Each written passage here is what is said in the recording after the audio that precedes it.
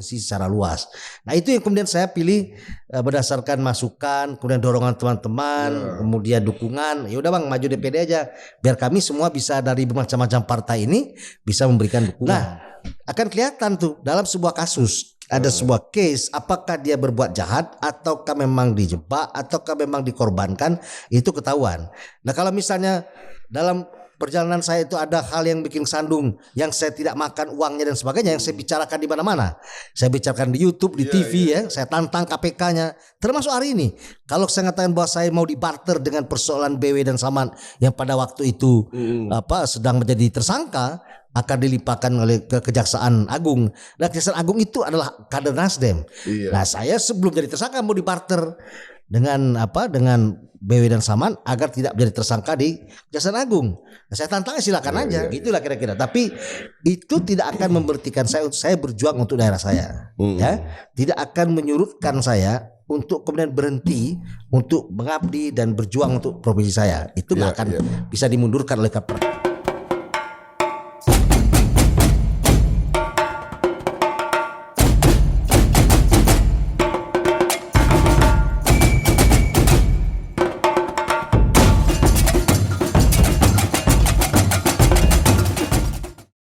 Oke, assalamualaikum warahmatullahi wabarakatuh. Apa kabar Sobat Forum? Kembali lagi bertemu bersama kami dalam program Forum Caleg Bicara.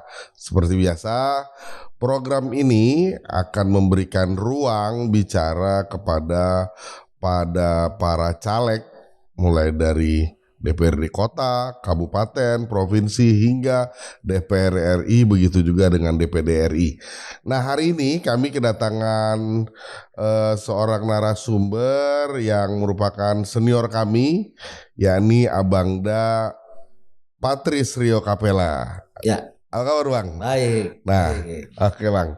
Nah beliau biasa dipanggil dengan Bang Rio Capella. Saat ini maju untuk caleg DPD RI dengan dapil Bengkulu. Ya. Betul ya Bang ya? Betul. Ya. Oke. Gimana Bang? Apa kesibukan sekarang ini? Ya, karena memang kita lagi running untuk DPD, itu dalam 1 minggu saya menyempatkan pulang ke Bengkulu. Itu 3 hari dalam seminggu lah. Kadang bisa lebih lihat situasi di sana. Gitu. Nah, kepulangan saya itu tentu untuk memberitahu ya teman-teman jaringan lama saya di partai-partai sebelumnya maupun teman-teman di partai lain. Kemudian saudara-saudara untuk menyampaikan bahwa saya hari ini atau untuk pemilu 2024 yang akan datang kira-kira 3-4 bulan lagi itu majunya di DPD RI. Nah karena masih banyak juga teman-teman dan warga kemudian jaringan yang lama itu dipikirnya saya maju DPR RI gitu. Jadi dia belum bisa membedakan mana DPR RI, mana DPD RI. Nah tugas saya adalah memberitahukan itu bahwa saya ada di posisi di DPD RI. Jadi itu yang termasuk kemudian menghadiri undangan yang datang setiap Jumat, Sabtu, Minggu gitu di dalam kota Bengkulu maupun di luar kota Bengkulu. Itulah kesibukan untuk selama ini. Di samping memang melakukan kerja-kerjaan di Jakarta sebagai pengacara di sini. Gitu. Nah, seingat kami, Abang dulu kan pernah duduk DPR RI Komisi 3 ya? Ya, 2014, 2019.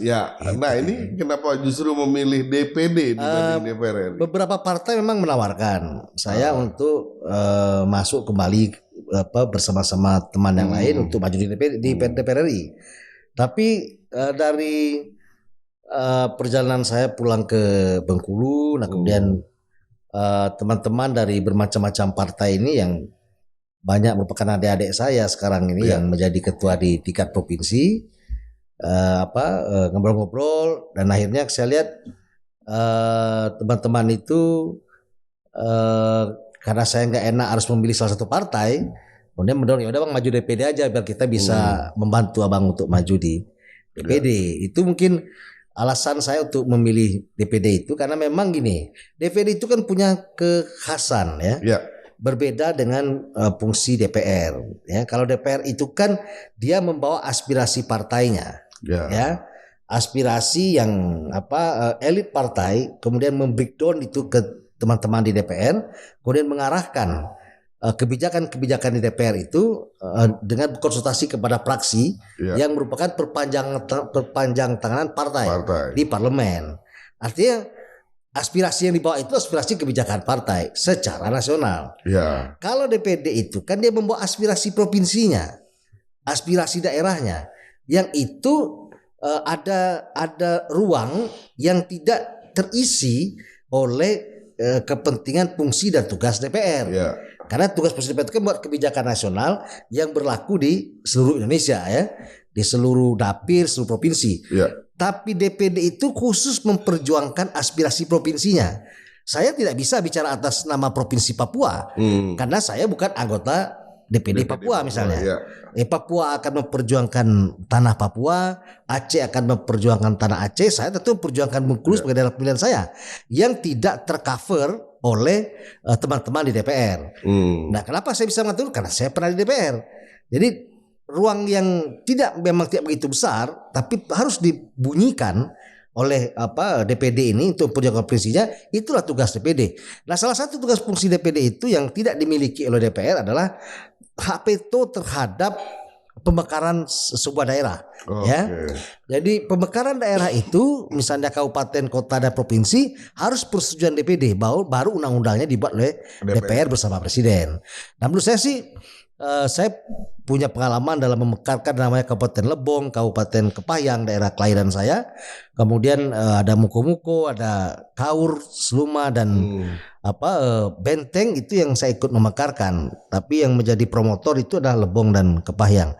Nah, pengalaman-pengalaman seperti ini tentu menurut saya sih menjadi modal ya bagi saya untuk memperjuangkan. Ada pemekaran yang diperjuangkan di Bengkulu itu salah satunya Kabupaten Pekal misalnya, yang memang dari jarak pelayanan pemerintah terlalu jauh ya. Kita dari Bengkulu itu sekitar 5, 6, 7, 8 jam. Jadi kalau itu misalnya dimekarkan menjadi sebuah kabupaten, maka akan memperpendek rentang tali kendali pemerintahan. Itu akan mempercepat proses pelayanan dan sebagainya. Misalnya itu contohnya ya. Dan banyak hal lagi yang bisa diperjuangkan oleh DPD akan datang terhadap kepentingan provinsi secara luas. Nah, itu yang kemudian saya pilih berdasarkan masukan, kemudian dorongan teman-teman, kemudian dukungan. Ya udah Bang, maju DPD aja biar kami semua bisa dari bermacam-macam partai ini bisa memberikan dukungan. Gitu kira-kira alasannya.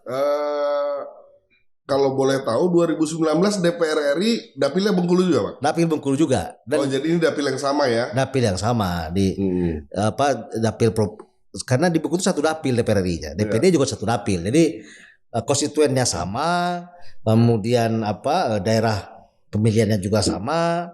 Cuman mungkin sekarang kan banyak generasi Gen Z yang tumbuh, yang mungkin itu yang perlu saya sentuh dengan cara berpikir Gen Z, kemudian cara Gen Z melihat sebuah persoalan di daerahnya.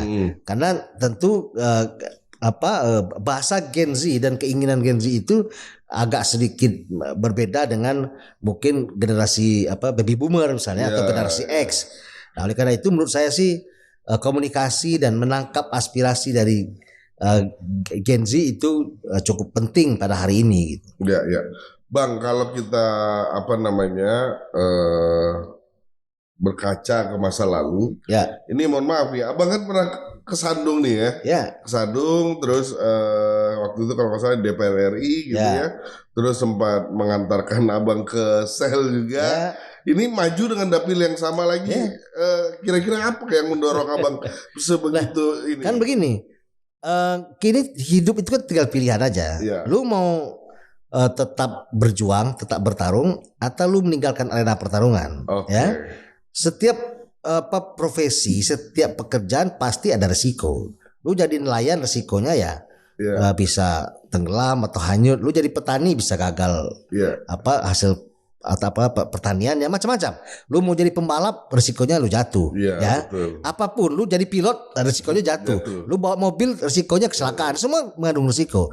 Nah, tapi kemudian kita tidak boleh meninggalkan itu atau ketakutan sebuah risiko, karena risiko itu ada faktor yang memang lu sudah duga bahwa kalau lu pada posisi ini maka musuh-musuh politik kamu akan mencari kelemahannya, ya. Bisa mencari titik lemah, bisa kemudian mencari kekurangannya untuk kemudian jatuh dan kemudian yang lain bisa naik. Nah, akan kelihatan tuh dalam sebuah kasus ada sebuah case, apakah dia berbuat jahat ataukah memang dijebak ataukah memang dikorbankan, itu ketahuan.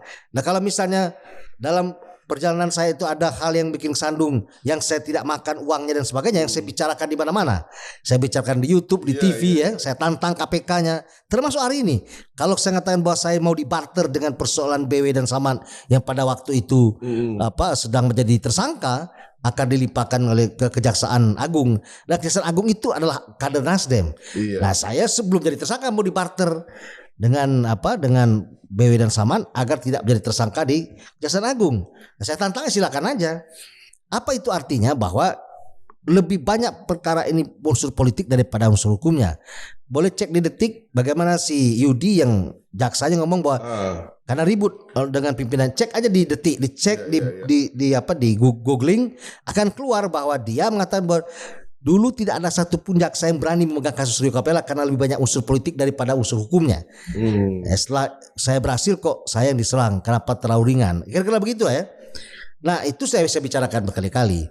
Jadi kalau hanya kantor itu saya takut, wah saya bilang itu bukan Rio Capella banget gitu. Kalau memang karena itu ya nggak usah pilih. Hidup ini simpel aja. Lu suka lu pilih, lu nggak suka ya lu tinggalin aja. Itulah kira-kira. Tapi itu tidak akan memberhentikan saya berjuang untuk daerah saya. Ya, tidak akan menyurutkan saya untuk kemudian berhenti untuk mengabdi dan berjuang untuk provinsi saya. Itu nggak akan bisa dimundurkan oleh perkara seperti ini. Gitu loh. Tapi sejauh ini survei atau apa gitu di Bengkulu gimana Bang capaiannya? Ya menurut saya sih penerimaan publik masyarakat cukup bagus ya. Artinya masih ada waktu 3 bulan lagi saya bisa bertemu, bertatap muka, saling bertukar pikiran dengan para tokoh masyarakat, tokoh agama, tokoh pemuda dan lain sebagainya. Jadi setiap Jumat Sabtu jadwal saya untuk bertemu dengan para tokoh itu terus berlangsung. Hari ini hari Jumat malam saya ditunggu anak-anak KNPI untuk melakukan diskusi di Bengkulu. Itu begitu. Sabtu saya ada di luar kota di Muko-Muko, kemudian hari Minggu saya ada di Rejang Lebong. Terus saya keliling untuk bertemu itu karena tentu beberapa tahun yang lalu saya tidak beredar di Bengkulu. Nah, hari ini kemudian saya mengejar untuk bertemu dengan banyak orang gitu. Nah, ini kan Abang maju DPD RI non partai ini ya. Sementara di periode yang lalu itu Abang dengan salah satu partai, kita sebut aja nggak apa-apa. Nggak apa-apa. Nggak apa-apa ya, Nasdem gitu ya.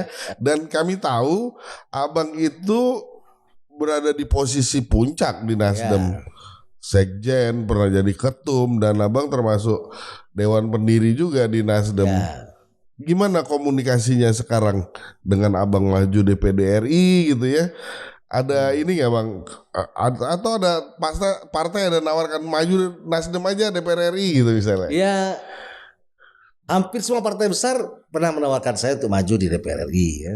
Tapi ketika saya memutuskan untuk maju DPD ya mereka menghormati dan semua teman-teman jaringan lama itu membantu ya, untuk mencarikan KTP, kemudian membantu saya bertemu dengan teman-teman di daerah ya. Di daerah itu hampir semua partai ikut membantu saya, termasuk partai baru ya ikut membantu mensupport itu. Seperti partai PKN mungkin yang baru lahir itu support ya. Teman-teman PSI, PDI Perjuangan, kemudian Nasdem, Golkar, PAN dan sebagainya, Demokrat, itu komunikasi baik dengan saya. Karena memang sejatinya saya berteman dengan mereka semua. Gitu. Dari dulu saya tidak melihat partai itu sebagai barrier kita untuk melakukan komunikasi politik dengan siapapun. Gitu. Tapi artinya dengan partai tadi kan disebutin partai-partai baru, partai ini gitu. Dengan Nasdem sendiri masih ada komunikasi Bang? Masih komunikasi. Masih bagus komunikasi ya. Oke. Bang, kita masuk ke terkait proses pemilu ini sekarang. Ini kan waktunya terbilang pendek nih masa kampanyenya.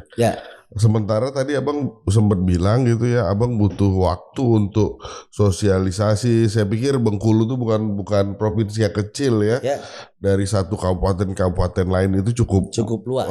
cukup Ya. jauh gitu. Bagaimana abang melihat dengan waktu yang pendek ini? Ya, saya pikir gini ya. Kalau ada perbedaan ya perilaku pemilih di 2024 ini dengan sebelumnya. Saya mengalami itu gitu. Nah, 2019 itu masih hybrid lah. Ya. Ya, antara digital teknologi dengan cara berkampanye tradisional. Ya. Nah, pada sekarang ini lebih mungkin 60-40 ya, 60% itu menggunakan sosial media, baru 40% itu menggunakan atribut luar ruang ya. Seperti baliho dan sebagainya, pertemuan tatap muka. Tapi hari ini kita harus sadari bahwa 60% pemilih kita adalah Gen Z ya, atau milenial.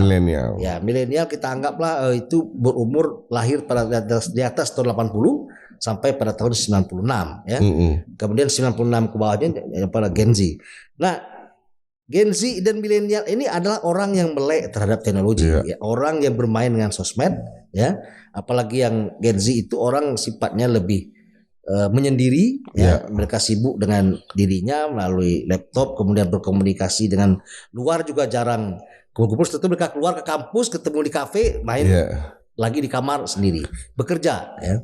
Melalui laptopnya atau mengerjakan PR pun melalui laptop. Nah, ini tidak bisa kita paksa dengan gaya kampanye seperti dulu. Yang dulu orang nanya ada kaosnya enggak, ada ini enggak. Kalau anak-anak Gen Z mana mau dia pakai kaos partai. Panas-panas berdiri ya. Kemudian dia ajak kampanye, itu kecenderungan pasti mereka tidak mau. Betul. Banyak hal-hal yang mereka bisa kerjakan daripada menghadiri orang kampanye di tengah lapangan berpanas-panas, disiram pakai blanwir mobil pemadam kebakaran. Itu bagi mereka udah kuno banget. Nah, artinya dengan memakai teknologi itu bisa memperpendek ruang dan waktu. Orang bisa saja nggak bertemu langsung tatap muka, tapi melalui medsos, melalui Instagram, melalui TikTok, melalui Facebook, Twitter dan sebagainya, Snack, itu dijadikan media kampanye hari ini. Dan itu ternyata lebih efektif walaupun masih hybrid ya. Tetap orang nanya ada balihonya nggak, ada souvenir, ada paus, tapi itu lebih sedikit dibanding saya yang mengikuti pemilu sejak tahun 1999 sampai sekarang. 97, 99, 2004, 2009, 2014, hanya 2014 saya nggak ikut. Nanti setiap pemilu saya hadir. Dalam pilkada saya peserta pilkada dulu pada waktu pemilihan gubernur di Bengkulu. Ada saya rasakan perbedaan ya. Makin lama orang itu lebih melihat sukses story orang. Jadi kalau misalnya si A mencalonkan, tinggal di googling aja, si Anu itu latar belakangnya apa gitu, dia ngapain aja sebelumnya, siapa orang ini. Nah, menurut saya itu hari ini tidak bisa ditutupin ya. Ketika seseorang mau menjadi caleg, dia ngomong saya pengusaha misalnya dari Jakarta, mereka cek aja lah, udah dicek usaha apa orang ini. Perlu ke Jakarta cari tahu. Nah, ini menurut saya ada sebuah perilaku atau peradaban dalam pemilu ini yang berbeda dengan pemilu sebelumnya. Jadi waktu yang cuma 3 bulan itu nggak ada masalah. Kalau dulu orang harus ketemu satu desa satu hari besok. Betul. Nah, sekarang diserbu lewat medsos, orang bisa komunikasi. Beberapa orang saya komunikasi lewat Facebook, dia mengenalkan diri, kemudian mengundang saya hadir di tempatnya, dan saya datang, kita sama-sama nggak kenal. Saya nggak pernah ketemu, dan kemudian kita bertemu dan nyambung. Kenapa? Karena dia ngelihat background saya, terus ngapain ya, termasuk permasalahan saya dipelajari oleh mereka, didiskusikan. Ya, belas juta saya masuk di media, saya nggak makan, saya ngomong di TV, kan mereka bisa googling semuanya. Nah, itu menurut saya hari ini pemilu itu nggak lagi orang membutuhkan waktu yang panjang untuk berkampanye ya. Artinya masa yang pendek ini bukan jadi satu masalah hari ini. Nggak ada masalah karena orang cepat masuk ke dalam ruang-ruang privat mereka. Orang sambil tidur lihat handphone, kemudian tahu siapa Rio Capella itu. Artinya metode digital campaign sekarang ini lebih efektif Bang, begitu Bang? Oh ya, satu sisi lebih efektif, satu sisi juga kalau bagi orang yang tidak punya prestasi apa-apa, misalnya tidak punya gagasan, tidak punya background sebagai aktivis, ya, tidak punya sukses story atau investasi sosial, itu akan ketahuan juga gitu. Yeah. Jadi positif dan negatif itu akan terbuka semua di ruang media sosial itu, di ruang maya itu sama dengan ruang yang nyata gitu. Cuman berbeda aja tempatnya, tapi cara menyapa, kemudian cara kita berkomunikasi sama. Ya, artinya menurut saya sih soal waktu tuh nggak ada masalah. Iya, Gitu. iya. Malah lebih cepat lebih baik. Oh gitu ya. Ya, kalau bisa besok memilih. Biar nggak lama Biar nggak lama. berdebar Bang.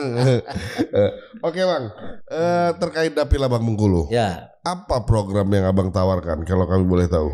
Begini, kita itu kalau mau berjuang tuh harus tahu Bengkulu itu apa sih kan gitu nih. Ya, kita tahu Bengkulu A sampai Z kan gitu. Nah, Bengkulu itu adalah provinsi yang sebelum Timur Timur masuk menjadi provinsi termuda, ya, yang ke-26. Kemudian tim-tim jadi ke-27 sebelum dia keluar. Ketika tim-tim keluar dia jadi provinsi terakhir. Ketika kemudian terbentuklah provinsi Bangka Belitung, kemudian Papua Barat dan sampai sekarang 38 provinsi, tentu ada lagi provinsi yang lebih muda. Nah, kemudian Bengkulu itu pada tahun 1825 itu menjadi sebuah daerah yang terkenal di kacamata penjajah ya, karena satu-satunya Bengkulu itu yang dijajah oleh Inggris di Hindia Belanda. Oke.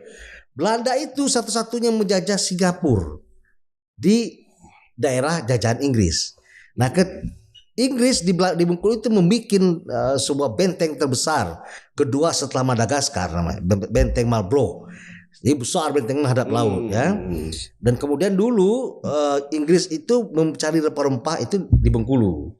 Karena dia cuma menguasai Bengkulu, tidak menguasai keseluruhan, dan Belanda juga hanya menguasai Singapura, tidak menguasai keseluruhan. Akhirnya 1825 itu di dalam Traktat London namanya, Inggris mengambil Singapura, Belanda mengambil Bengkulu. Sehingga satu pulau Sumatera itu dikuasai Belanda, satu semenanjung dikuasai Inggris. Ya, kalau tidak itu Bengkulu akan jadi luar negeri. Karena dalam perjanjian itu, kalau sekarang merdeka itu Indonesia itu Hindia Belanda. Nah, karena kita ditukar, akhirnya kita masuk dalam Indonesia. Oke. Nah, pada waktu masa pergerakan perjuangan, Bung Karno juga dibuang di situ. Iya. Ya nggak? Karena ketemu Bu Fat, menikah sama carilah ibu negara yang pertama ya setelah Bung Karno menjadi presiden. Artinya dalam perjalanan bangsa yang panjang ini itu Bengkulu selalu ada dalam bagian itu ya, selalu dari mulai zaman penjajah sampai zaman merdeka. Kemudian Ibu Fat, orang tuanya Bu Mega itu asalnya dari Bengkulu ya, rumahnya masih ada dan sebagainya. Nah, kemudian Bengkulu itu punya potensi tambang, punya potensi perkebunan besar, sawit, tambang batu bara, emas dan sebagainya. Nah, kemudian dia menghadap satu-satunya provinsi yang menghadap langsung laut samudra itu adalah Bengkulu. Yang lain tuh menghadap Selat Malaka ya, kayak Riau, kayak Bangka Belitung, Palembang ya. Sehingga Bengkulu itu sendiri menghadap ke laut, menghadap samudra yang langsung berbatasan menuju India, Afghanistan dan sebagainya. Makanya Bengkulu itu dia menjadi dapur atau ruang belakang dari poros perjalanan lintas Sumatera. Agak tertinggal memang. Iya. Dulu dia ada di front depan. Dulu orang naik haji itu dari Makassar itu kalau naik kapal laut itu 6 bulan. Berhenti ke Sunda Kelapa, kemudian masuk Teluk Bayur, masuk ke Bengkulu. Akhirnya terus dari Bengkulu ngisi bahan bakar langsung ke Aceh. Aceh lah tempat pemberhentian terakhir dalam sejarah naik haji ya. Makanya setelah Aceh langsung Jeddah. Makanya Aceh itu disebut Serambi Mekah. Serambi Mekah. Oke, dasarnya itu karena itulah terakhir pemberhentian untuk menuju ke Jeddah. Jadi Bengkulu itu termasuk dalam perairan internasional dulunya. Ya, setelah terusan Suez dibuka, dibedah, maka orang tidak lagi menyisiri laut Samudra yang ganas itu. Masuknya dari Teluk Selat Malaka. Nah, jadi lebih pendek. Orang mau ke Filipina turun lewat Singapura, naik ke atas ke Indochina dan sebagainya. Orang mau ke ke Aussie, ke Australia, masuk Selat Malaka, masuk Selat Sunda, langsung nyebrang ya.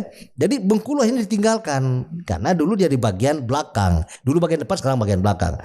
Nah, hari ini Bengkulu punya potensi pantai panjang terpanjang di Sumatera ya, langsung berhadapan dengan laut, pantainya indah.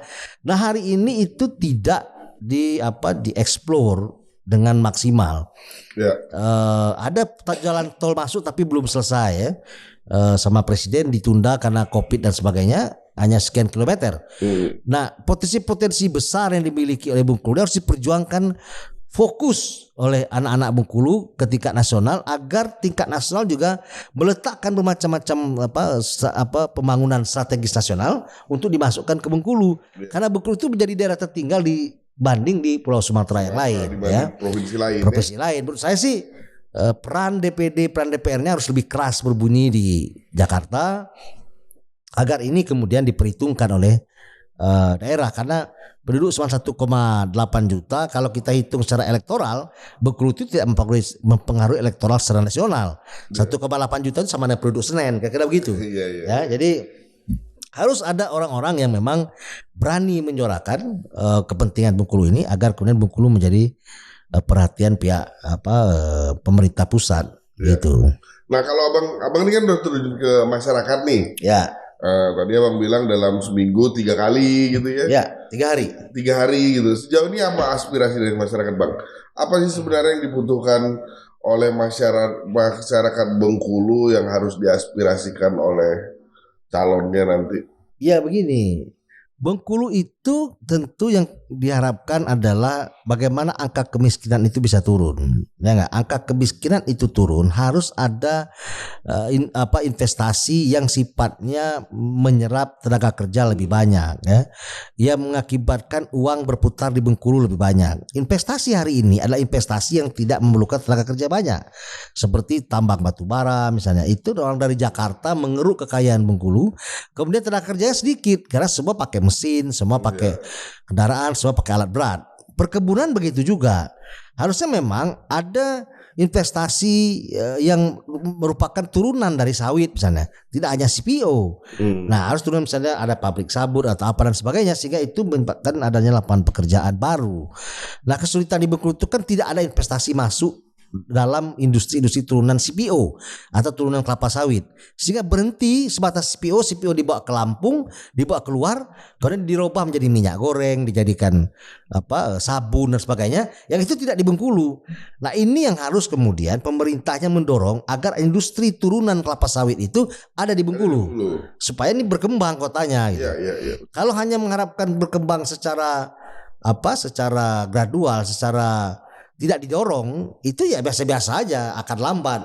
Nah, ini menurut saya sih harus ada pemimpin di Bengkulu itu yang berani, kemudian punya jaringan yang kuat, mampu meyakinkan para investor bahwa perlu investasi di Bengkulu karena jalan tol akan selesai menuju Palembang. Dia punya pelabuhan Pulau Bay yang besar, pelabuhan samudra nomor 2 terbesar di Indonesia yang menampung kontainer-kontainer besar. Jakarta menampung kontainer besar, tapi dia bukan pelabuhan samudra, dia adalah pelabuhan selat ya. Ya, Bengkulu samudra langsung dari laut lepas bisa mampir ke Bengkulu. Yang seperti ini harusnya pemerintahnya menjadi marketing dari sebuah provinsinya, tidak hanya menjadi kebiasaan hanya birokrasi atau bisnis usually lah. Ya seperti biasa-biasa aja.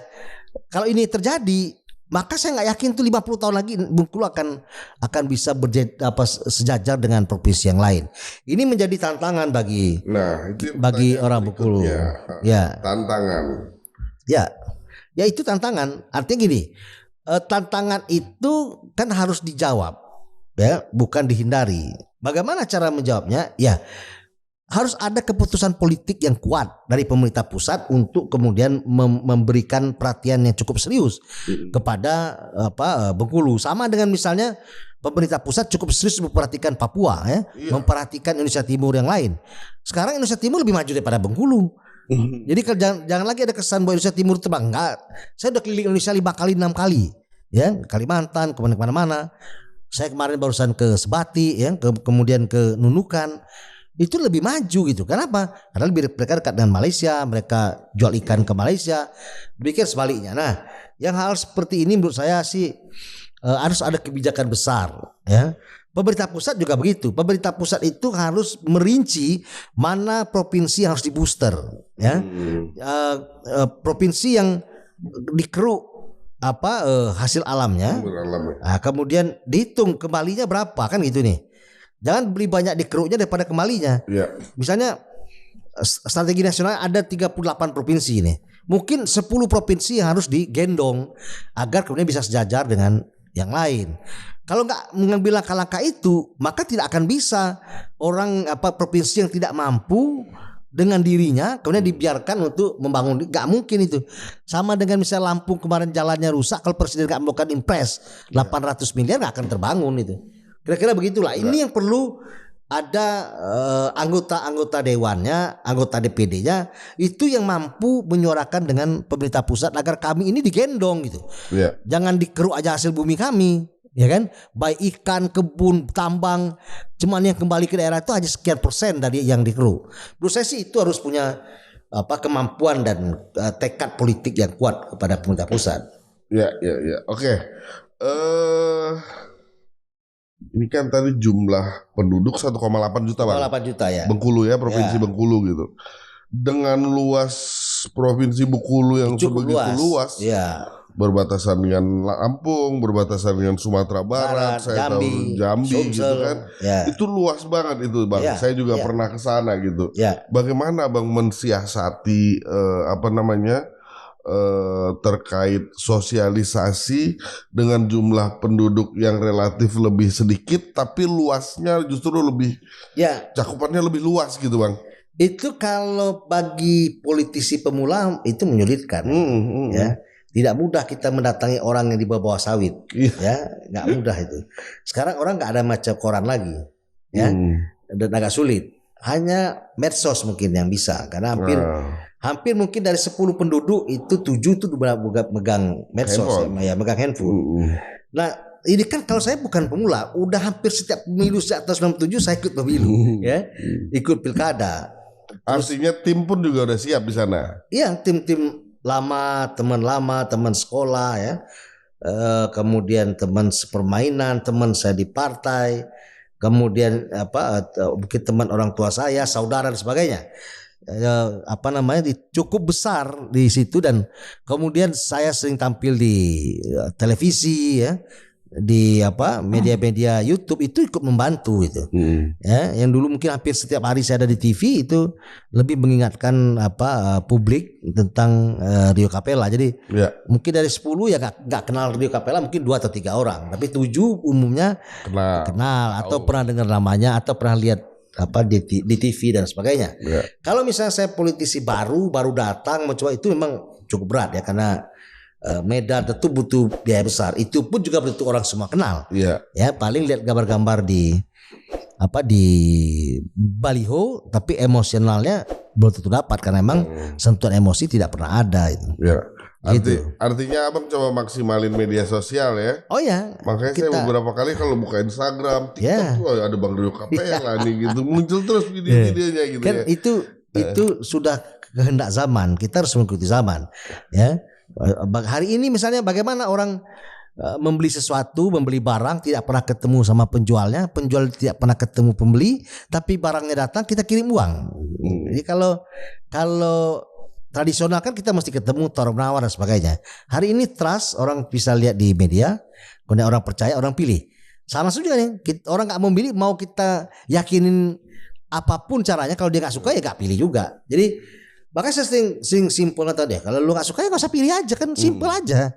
Jadi nggak usah juga dibikin repot gitu. Ada orang yang nyalon kok perut kita yang sakit gitu kan, nggak masuk akal juga itu. Orang beli kulkas kita kedinginan.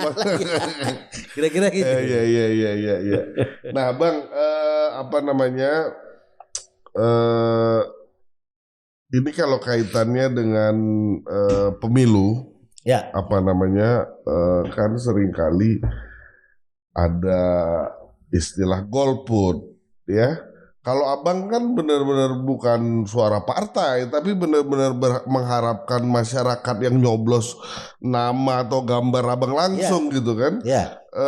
Bagaimana abang apa namanya mengarahkan masyarakat ini untuk tidak golput dan benar-benar mencoblos nama abang? Gitu. Ya begini, kita tidak bisa atau tidak punya upaya yang cukup kuat ya untuk mengarahkan agar masyarakat mendatangi TPS. Ya, golput itu kan dia tidak mau memilih hari itu. Iya. Ya nggak, dia nggak mau datang ke TPS. Dia lebih baik memilih tinggal di rumah atau pergi berlibur keluar kota karena libur, atau kemudian tidak melakukan apa-apa. Dan kalau diobrolin itu katanya juga pilihan itu. Ya, karena itu juga pilihan. Dia tidak memilih itu juga pilihan. Menurut saya sih gini ya, hari ini di negara yang paling demokratis pun seperti Amerika itu tidak 100% juga orang memilih. Ya, partisipasi pemilih di Amerika itu sekitar 55% sampai 60%. Itu pun sudah cukup bagus ya. Maka kita kan memilih hari itu kan hari Rabu, supaya orang tidak libur kepanjangan. Kalau kita misalnya pemilu itu hari Jumat, pasti Kamis orang udah pergi, ninggalin Jakarta, ninggalin daerahnya, jalan-jalan. Makanya dipilih hari Rabu. Jadi serba tanggung. Nah, menurut saya sih kalau misalnya partisipasi pemilih nanti di Bengkulu itu 60-70%, itu menurut saya sih sudah bagus ya.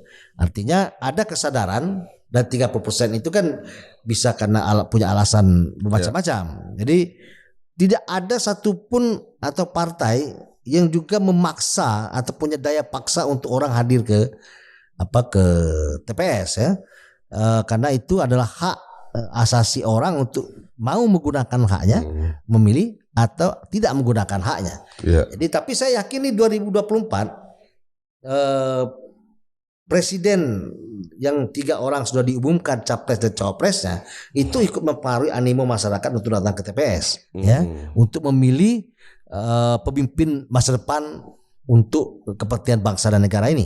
Kalau kemarin mungkin 2 pasang, kemudian 2019 2 pasang lagi, itu kan mungkin orang tidak begitu semangat seperti hari ini yang kemudian 3 pasang.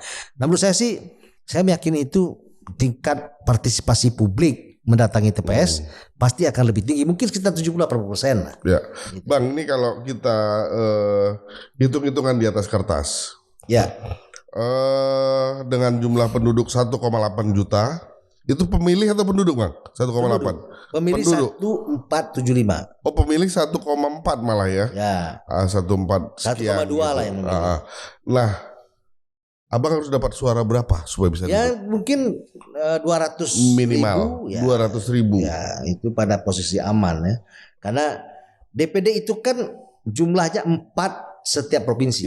Ya, mau dia Jakarta, Jawa Barat, DPD 38 juta, tetap 4. Ya, oleh karena itu menurut saya siapa yang akan duduk di 4 itu berdasarkan ranking perolehan suaranya. Jadi kalau hari ini di Bengkulu ada 12 orang, ya maka kalau 200.000 kali 4 orang aja itu udah 800.000. Ya, yang lain mungkin bagi-bagi. Jadi 200.000 atau 20.000 itu udah posisi yang paling aman untuk ada dalam seorang caleg DPD. Ya, untuk Dapil Bengkulu 200.000 dari posisi aman tuh. Aman. Oke. Cenderungan. Mudah-mudahan ya Bang. Ya, insya Allah. Nggak terasa udah setengah jam lebih kita ngobrol nih Bang. Ini kalau ngobrol-ngobrol soal politik ini memang waktu cepat sekali Bang. Iya. Ini dia istimewanya program ini. Kami kasih kesempatan Abang untuk menyampaikan sesuatu. Apakah ada pesan untuk pemerintah atau KPU sebagai penyelenggara atau Bawaslu atau untuk masyarakat Bengkulu gitu.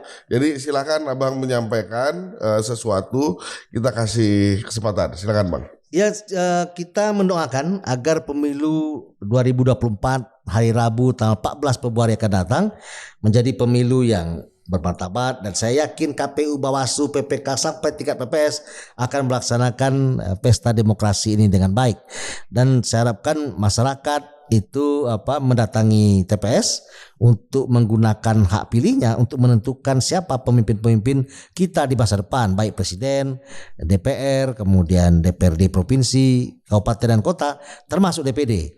Jadi harapan saya bahwa kita akan bersama-sama mendatangi TPS dan memilih yang terbaik. Nah, harapan saya juga teman-teman dan masyarakat Provinsi Bengkulu itu pada pemilu 2024 yang akan datang bisa mencoblos Rio Capella urut nomor 10 sebagai calon DPD RI Dapil Bengkulu. Saya pikir itu. Mantap. Terima kasih, Ya, Bang. terima kasih. Sebelum kita bubar kita nikmati kopi dulu, Bang. Ini terima katanya kopi Bengkulu bukan nih tadi. Iya. Aduh, ini gimana nih? Ini top betul ini kopi. Ada Bengkulu ada kopi ya, Bang? Ya, itu kopi top, kopi berkualitas. Itu. Oke, Sobat Forum, itu tadi obrolan kami dengan Bang Rio Capella, caleg DPD RI untuk Dapil Provinsi Bengkulu. Saksikan terus Forum Caleg Bicara, tentu saja kami akan undang caleg-caleg yang akan berkompetisi pada pemilu 2024 mendatang. Sampai jumpa, terima kasih. Assalamualaikum warahmatullahi wabarakatuh. Waalaikumsalam warahmatullahi wabarakatuh.